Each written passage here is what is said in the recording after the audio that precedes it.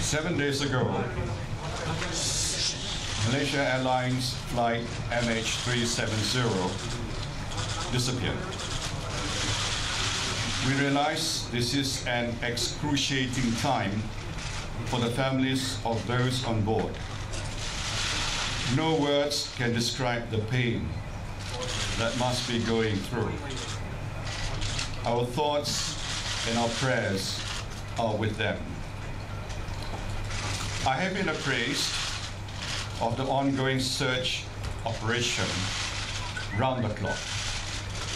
At the beginning of the operation, I ordered the search area to be broadened. I instructed the Malaysian authorities to share all relevant information freely and transparently with a wider investigation team. And I requested that our friends and our allies join the operation.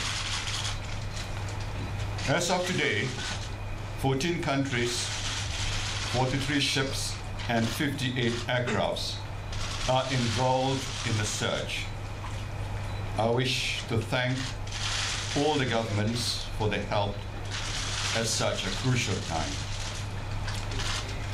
Since day one, the Malaysian authorities have worked hand in hand with our international partners, including neighboring countries, the aviation authorities, and a multinational search force, many of whom have been here on the ground since Sunday.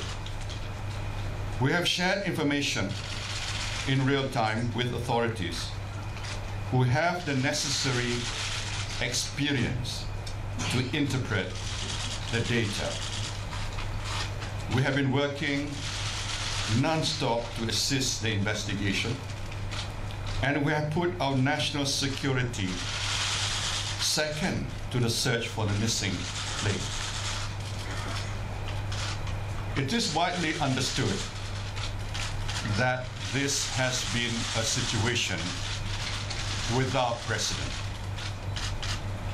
We have conducted search operations over land in the South China Sea, the Straits of Malacca, the Andaman Sea, and the Indian Ocean.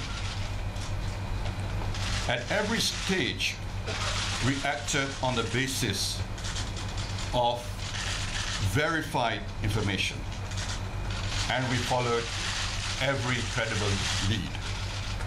Sometimes these leads have led nowhere. There has been intense speculation.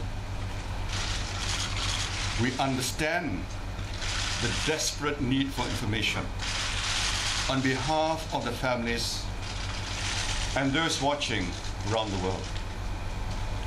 But we have a responsibility to the investigation and the families to only release information that has been corroborated. And our primary motivation has always been to find the plane.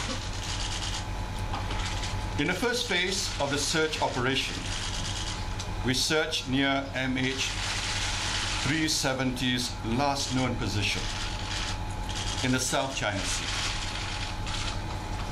At the same time, it was brought to our attention by the Royal Malaysian Air Force that based on their primary radar and aircraft, the identity of which could not be confirmed, made a turn back. The primary radar data showed the aircraft proceeding on a flight path which took it to an area north of the Straits of Malacca. Given this credible data, which was subsequently corroborated with the relevant international authorities, we expanded the area of search to include the Straits of Malacca, and later to the Andaman Sea. Early this morning, I was briefed by the investigation team, which includes the FAA, NTSB, the AAIB, the Malaysian authorities, and the Acting Minister of Transport on new information that sheds further light on what happened to MH370. Based on new satellite communication, we can say with a high degree of certainty that the aircraft communications addressing and reporting system, or ACRES, was disabled just before the aircraft reached the east coast of Peninsular Malaysia. Shortly afterwards, near the border between Malaysia and Vietnamese air traffic control, the aircraft's transponder was switched off. From this point onwards, the Royal Malaysian Air Force primary radar data showed that an aircraft which was believed but not confirmed to be MH370 did indeed turn back. It then flew in a westerly direction back over Peninsular Malaysia before turning northwest. Up until the point at which it left military primary radar coverage, these movements are consistent with deliberate action by someone on the plane. Today, based on raw satellite data, which was obtained from the satellite data service provider, we can confirm that the aircraft shown in the primary radar data was flight MH370. After much forensic work and deliberation, the FAA, NTSB, AAIB, and the Malaysian authorities, working separately on the same data, concur. According to the new data, the last confirmed communication between the plane and the satellite was at 8:11 a.m. Malaysian time on Saturday, 8th of March. The investigation team is making further calculations which will indicate how far the aircraft may have flown after the last point of contact. This will help us to refine the search.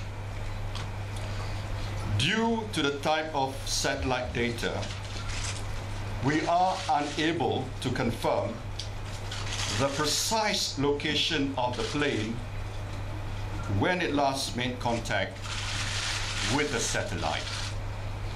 However, based on this new data, the aviation authorities of Malaysia and their international counterparts have determined that the plane's last communication with the satellite was in one of two possible corridors. A northern corridor stretching approximately from the border of Kazakhstan and Turkmenistan to northern Thailand, or a southern corridor stretching approximately from Indonesia to southern Indian Ocean. The investigation team is working to further refine the information.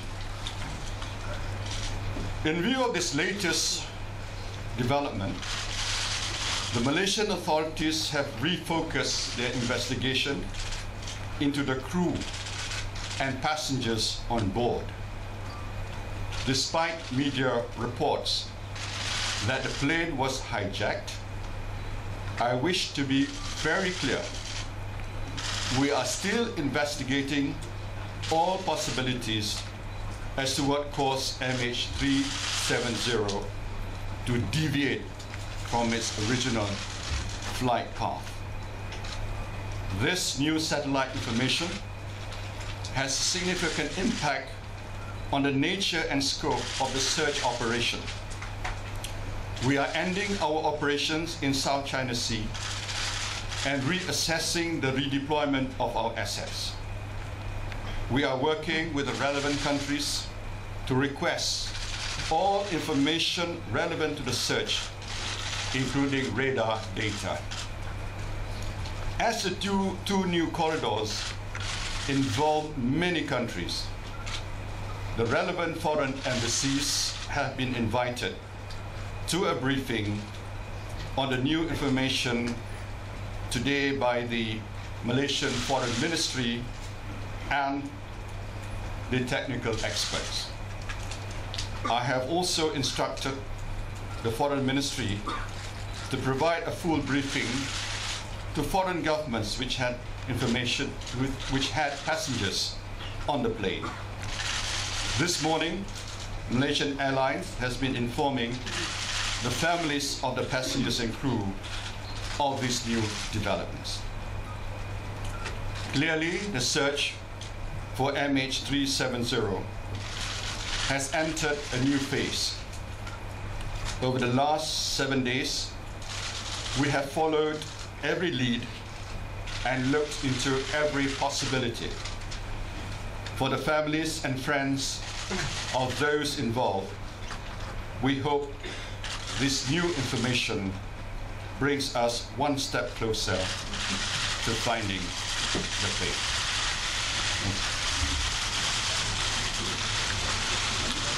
Okay, with that, we conclude the session for today. As I've stated earlier,